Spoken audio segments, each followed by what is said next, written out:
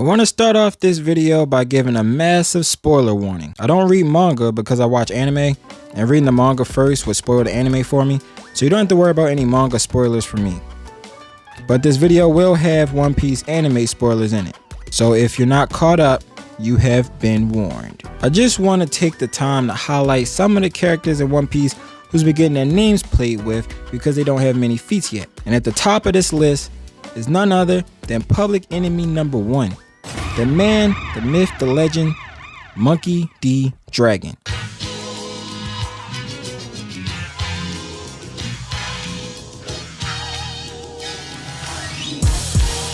Now let's start with what we know. Dragon is the leader of the Revolutionary Army, and he's the son of Navy hero Vice Admiral Garp. So, for my theory on Dragon's upbringing, I'm ready to make a bunch of comparisons to Dragon's little bundle of joy boy, Monkey D. Luffy. I want to start off by pointing out that One Piece is one of the few, and I do mean few, anime where characters get weaker with age. So when we watch Garp beat up Luffy and toss his little ass into the jungle, and we're watching that and we're like, damn, call CPS. Understand that was weak Grandpa Garp. Luffy had it easy compared to Dragon. Dragon was raised by peak Navy hero Garp. Okay, let's do the math here. Garp is 78 and Dragon is 55. So that means Garp had Dragon at 23. So if Garp started training Luffy to be in the Navy at about 4, then Garp was about 63 when he was feeding Luffy the gorillas. On the other hand, he was 27 when he started training Dragon to be the best Navy soldier. To those of you who's like, well, why does that matter? Just think about the horror stories your parents told you about your grandparents. How your mom will swear up and down that your sweet little Mima hit her ass with a people's elbow when she was a kid just for breathing too loud. And you all like, no, not my sweet little Mima. My sweet little Mima is only violent when she's putting her foot in this damn cookie dough recipe. Let's be clear. Garp definitely ain't nobody's sweet little Mima, okay? But he is considerably less ambitious than his younger self. Dragon is his son. He would have pushed him extremely hard to be the strongest Navy man. Garp dropped Luffy off at a permanent daycare with Ace when he was 7. After that, he just popped up periodically to abuse poor little Luffy. Man, he was really the original Joe Jackson. But be for real, do you think he's doing that to Dragon? Leaving Luffy with the mountain bandits is definitely neglectful, but Luffy isn't his son. Dragon is. Dragon would have got direct supervision. His training would have looked a lot more like Kobe and Helmeppo's training. Also, remember the flashback from Egghead. Dragon doesn't like war, which is usually what happens to people when something's been forced on them ever since they was a child. Some of the biggest saints in this are people who grew up in extremely Christian households. Anyway, that type of training from a young age will create an absolute monster. Look at Kobe, Apple help desk employee looking ass. At first, he was the biggest bitch in 21st century fiction, but now he's considered a hero.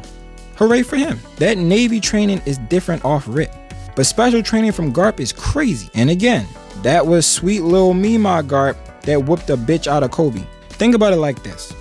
After everything Luffy been through, as strong as he was, and as experienced as he was using his unique devil fruit powers, if Luffy didn't train with Rayleigh for 2 years, he wouldn't be the emperor of shit right now. After 2 years of hockey-specific training, Luffy was considerably stronger than the rest of the worst generation. And it's not even close, excluding Blackbeard, of course. But that goes for all the Straw Hats. Sanji is maxing out Kid, alright? Training is the cheat code in the One Piece universe. And the only reason why all of the Navy Vice Admirals aren't thugs like Garp, and Momonga, because Momonga's a real one, stop playing with my mans. But yeah, the only reason the rest of them is not is because they're on specific posts. And some of them, most likely most of them, don't get enough action so that hockey can grow from deadly battles. The Straw Hats are literally out here having recess in the trenches. It's a playground for them. They've been near death so much the Grim Reaper and them are friends on Facebook. So the most active members have incredibly strong hockey, and they just needed to learn how to use it. So what about Dragon? Okay, let's talk about it then. He would have known some hockey techniques by the time he was the age of pre-time skip looping.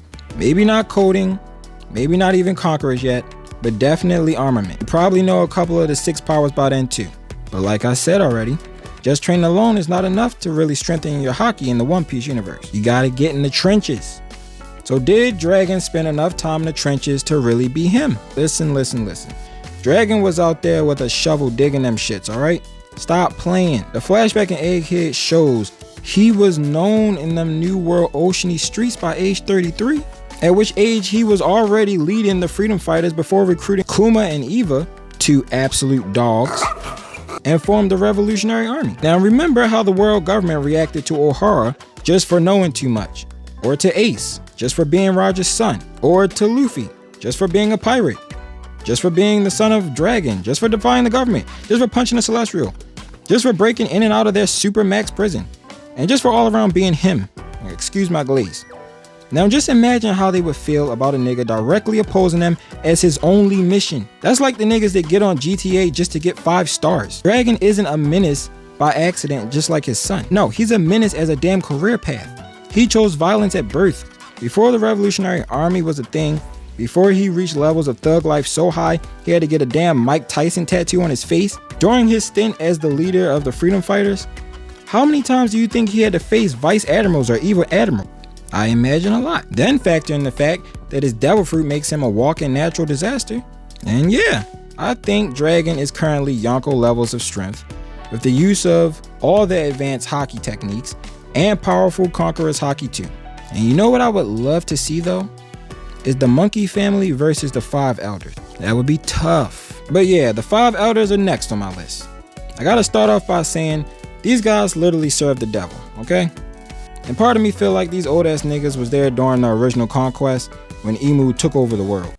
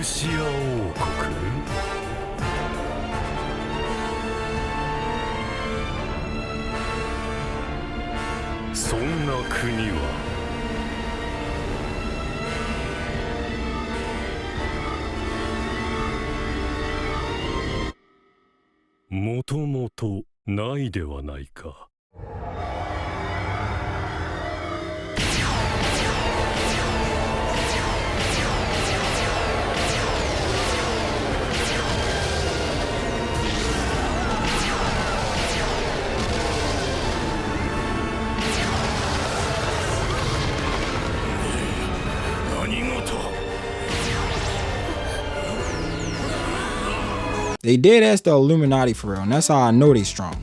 Because they know too much. They say knowledge is power, right? Right?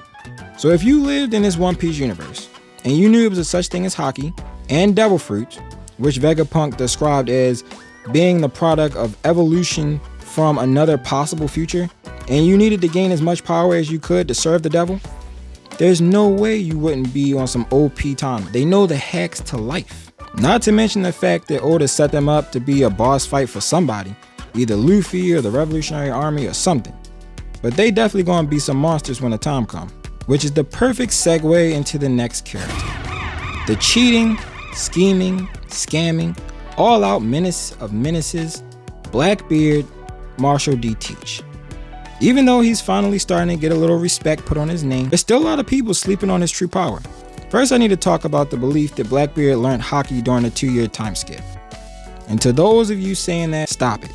Cut it out. Let me paint a picture for you. Teach joined the Whitebeard Pirates at about 16 years old. And note, it appears he was out there begging them niggas to join. So this could mean he was planning to take over the world since he was 16. Is that a stretch? Okay, my bad. Anyway, I'm about to explain why I believe Blackbeard is hiding the fact that he actually got Conqueror's Haki. On Whitebeard's original crew, we got several characters who are highly skilled in wielding Conqueror's Haki. First is the captain, Whitebeard, duh. Then we got Odin. Both of them can do all the techniques with Conqueror's Haki. Then there's a few crew members that are really skilled at using regular forms of Haki, like Aizo and Vista.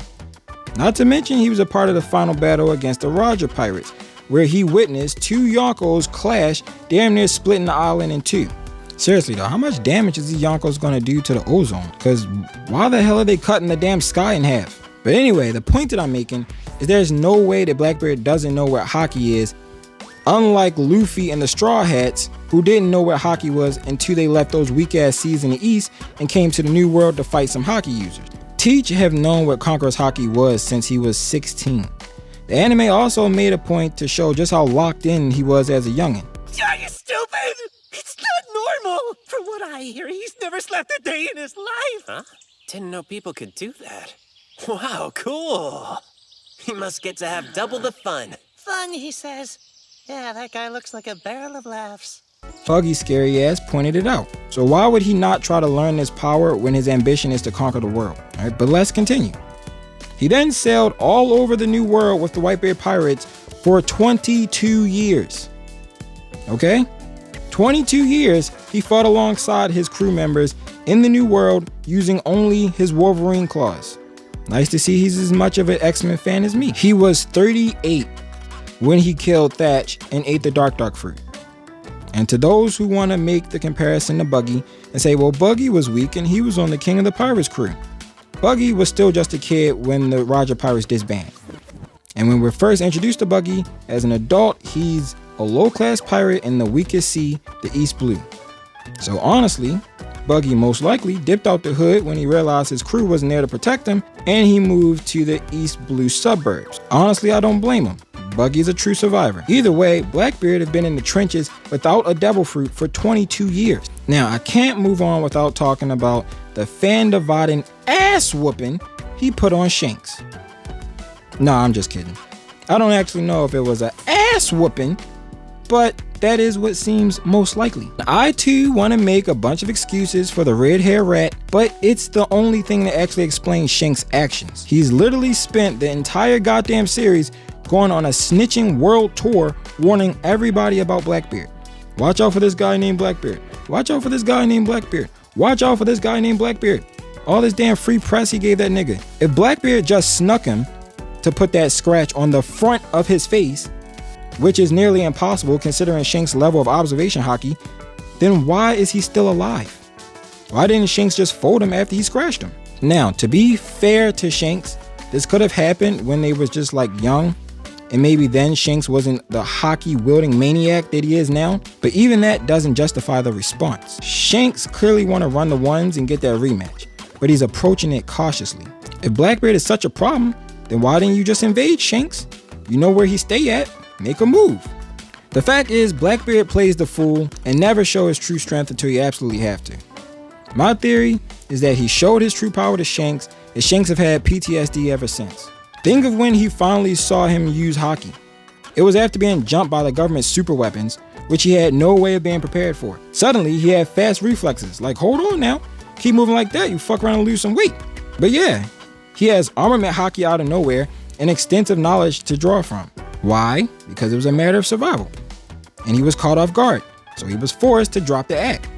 Then, once he was fighting Law, he went back to his same brain-dead ass fighting style, relying solely on his devil fruit powers and letting attacks hit him without even attempting to dodge. My theory is he let his guard down when he faced opponents he know he can beat, and he tank attacks he know he can handle. Most likely, Blackbeard has powerful Conqueror's haki and is much more skilled with the hands than he lead on. Not to mention, I don't think Oda would write Luffy's final pirate villain to be weak when Luffy just defeated Kaido. And they've spent the entire show building up this battle, even though the Straw Hat fleet is getting washed by the Blackbeard fleet. But I ain't even gonna get into all that. But I truly believe these characters are low-key monsters. Mark my words. That's all. Peace.